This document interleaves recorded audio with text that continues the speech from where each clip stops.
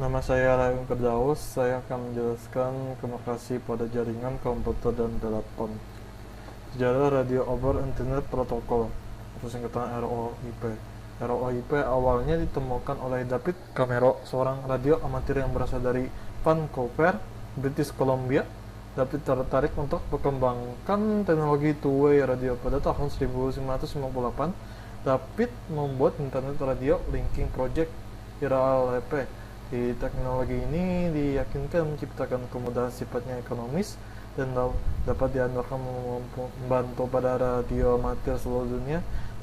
Ternyata proyek David telah mencapai hasil yang memuaskan dan sampai saat ini terus berkembang.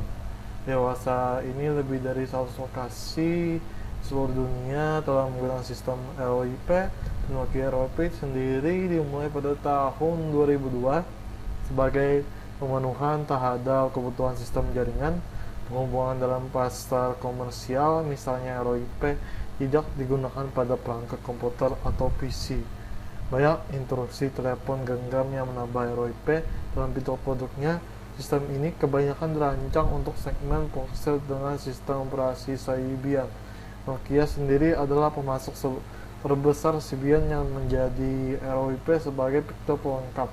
Di Indonesia, perkembangan ROIP yang lebih dikenal dengan EQCO mulai muncul pada tanggal 12 Agustus 2002 dan diuji cobakan pada tanggal 29 Oktober 2002.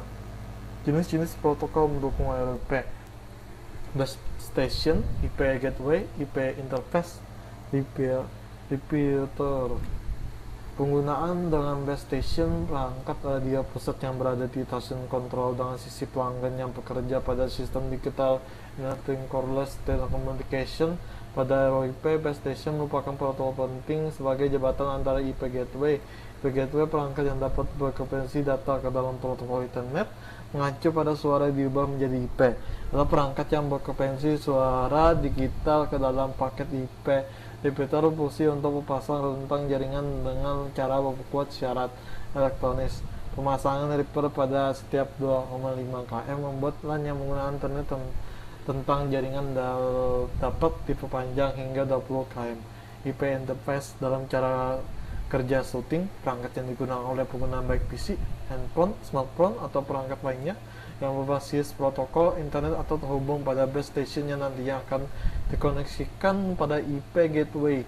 Suara yang dikirimkan melalui base station nantinya dikodekan menjadi sinyal-sinyal dengan bahasa khusus. ROIP pada station menggunakan IP tone gateway yang akan mengadakan sinyal-sinyal ke segala penjuru akses LAN atau WAN. Pestutok ada ataupun sinyal audio dikirim melalui LAN atau WAN kepada dan dari IP radio tone gateway dalam format IP. Sepertinya digunakan untuk membangun server radio online. Insert Shoutcast Darwin Streaming Server. Incast adalah software server yang digunakan untuk streaming audio via internet, digunakan pada radio di seluruh dunia karena memiliki banyak fitur dan mudah diakses oleh pendengar. Pertama kali diluncurkan sebagai open source software pada Januari 1999. Icecast dikembangkan oleh Hive Origin Foundation, sebuah organisasi non-profit yang memproduksi software multimedia format gratis. Shoutcast merupakan software server streaming ternama yang digunakan oleh ribuan stasiun radio di seluruh dunia pada nama shoutcast.com.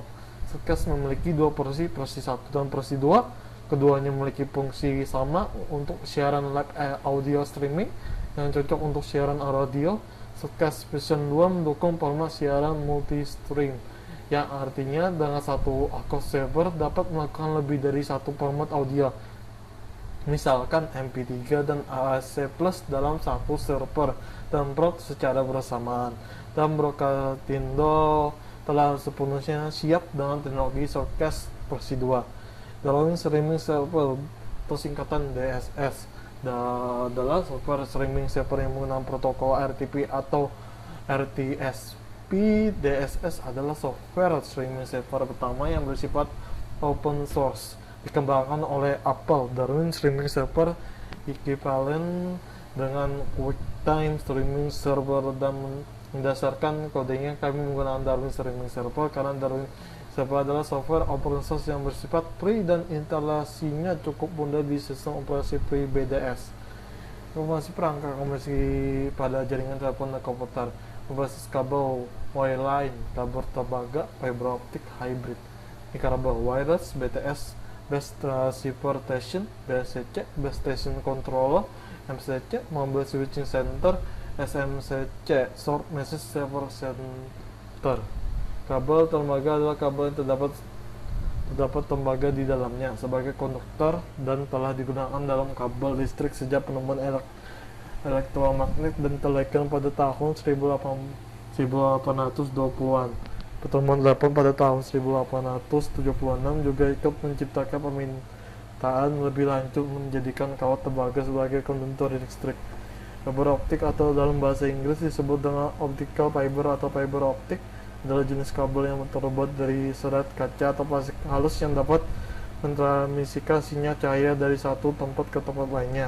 Diameter kabel fiber optik pada umumnya berukuran sekitar 120 mikrometer, sedangkan sumber cahayanya yang dapat merupakan sinyal laser atau sinyal LED. Hybrid fiber sosial atau HFC adalah teknologi jaringan komunikasi berbaut yang menggabungkan kabel koaksial dan kabel serta optik. 1-2 komunikasi antara kabel koaksial dan serta optik digunakan untuk konten broadcast seperti video, data suara, dan layanan interaktif lainnya menggunakan kabel koaksial dan serat optik. Base Receiver Session atau disingkat BTS adalah sebuah interface telekomunikasi yang berfasilitas komunikasi kabel antara anti komunikasi dan jaringan operator. Base Station Controller (BSC) adalah perangkat yang mengontrol kerja BTS yang secara hierarki berada di bawahnya. BSC merupakan interface yang menghubungkan dengan BTS komunikasi menggunakan ABIS interface dan MCC komunikasi menggunakan A interface. Mobile Switching Center (MCC) adalah merupakan titik penyampaian atau penyambungan utama untuk teknologi GSM. Tanggung jawab untuk menghandle beberapa panggilan suara SMS sebaik mungkin dengan layanan yang lain seperti conference call, fax, dan circuit data. Short Message Service Center adalah kombinasi perangkat keras dan perangkat lunak yang bertanggung jawab kuat penyimpan dan meneruskan pesan pendek antara SMS dan pesan bergerak. SMS harus memiliki kehandalan, kapasitas pelanggan, dan throughput pesannya tinggi.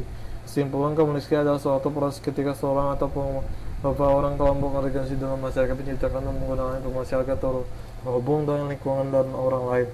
Telepon adalah pesawat undangan listrik dan kawat untuk percakapan antara dua orang yang berjauhan dalam komunikasi dan menggunakan transmisi sinyal listrik dalam jaringan telepon sehingga menggunakan penggunaan telepon untuk yang pengguna lainnya.